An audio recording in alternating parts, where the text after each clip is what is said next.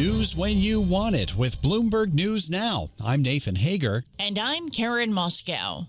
Karen, a long-term deal to end the U.S. war with Iran appears to be in limbo. President Trump has extended the ceasefire with Tehran indefinitely while keeping the naval blockade on the Strait of Hormuz after planned peace talks in Pakistan this week fell apart. The president announced his decision in a Truth Social post hours after saying he was not inclined to extend the truce. Well, I expect to be bombing because I think that's a better attitude to go in with. But we're ready to go. I mean, the military is raring to go. They are absolutely incredible. President Trump spoke in an interview yesterday with CNBC. Bloomberg's Jumana Bersetchi has more from Dubai.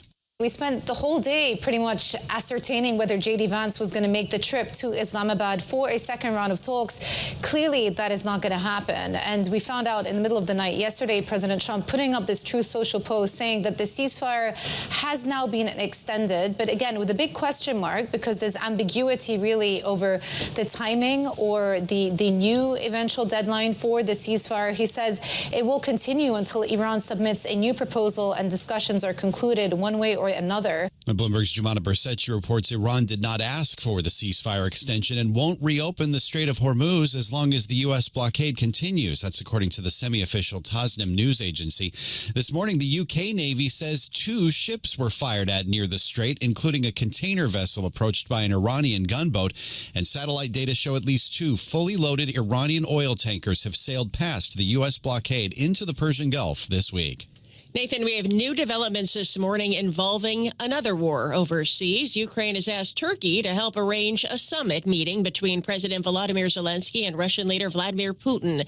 Ukraine is seeking alternative ways to revive the diplomatic track as U.S. brokered negotiations have stalled because of the Middle East conflict.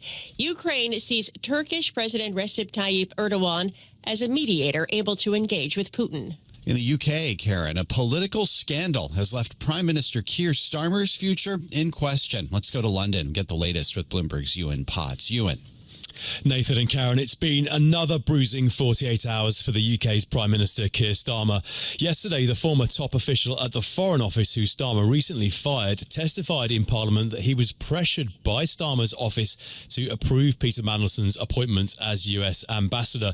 The official said that Starmer's office was, quote, dismissive in its approach to the security vetting process that ultimately raised red flags about Mandelson's background. Starmer says he's angry he wasn't directly told about the security vetting failure. In London, I'm Ewan Potts, Bloomberg Radio. All right, Ewan, thank you. Turning to U.S. politics, a vote that could shift the balance of power on Capitol Hill is in the books in Virginia. Voters there have approved a Democratic plan to redraw the state's congressional map in a way that could add up to 4 House seats for the party in November. With 97% of votes counted, the yes vote is leading the noes, 51.5% to 48.6%. Larry Sabato is director of the University of Virginia Center for Politics. There were enough Democrats in urban, suburban, and exurban areas to outvote all the rural areas. And the rural areas were overwhelmingly opposed to this referendum because they're Republican and they were going to lose their Republican representatives except for one.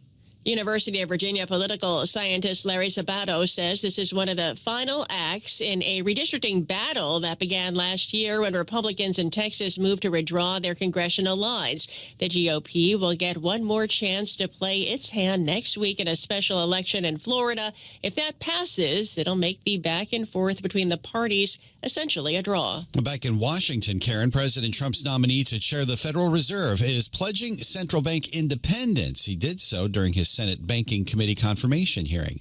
Former Fed Governor Kevin Warsh said he never promised the White House he would cut interest rates, even as the president renewed his calls for the central bank to do so.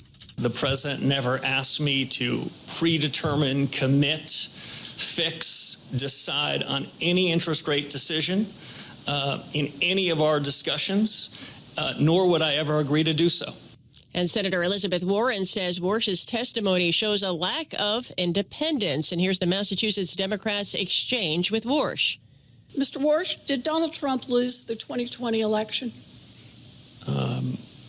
We try to keep politics, if I'm confirmed, out of the Federal I'm just Reserve. asking a factual question. I need to know. I need to measure. your independence, and your courage. Senator, I believe that this body certified that election many years ago. That's not the question I'm asking. I'm asking, did Donald Trump lose in 2020? And I'm suggesting you in 2020, the Fed can't made answer that. After the hearing, we caught up with Warren on Bloomberg's balance of power. What I want to see, what Democrats want to see, is an independent Fed that's still making decisions based on the numbers. What Donald Trump has said quite openly is he wants to make the political decisions that aren't good for the American economy, but are good for Donald Trump. Today's hearing was all about that issue. Massachusetts Senator Elizabeth Warren speaking on Bloomberg's balance of power, heard on Bloomberg Radio at noon Eastern, and Kevin Warsh is nominated to succeed Jay Powell when his term as chair ends next month. And that's news when you want it with Bloomberg News Now. I'm Karen Moskow. I'm Nathan Hager, and this is Bloomberg.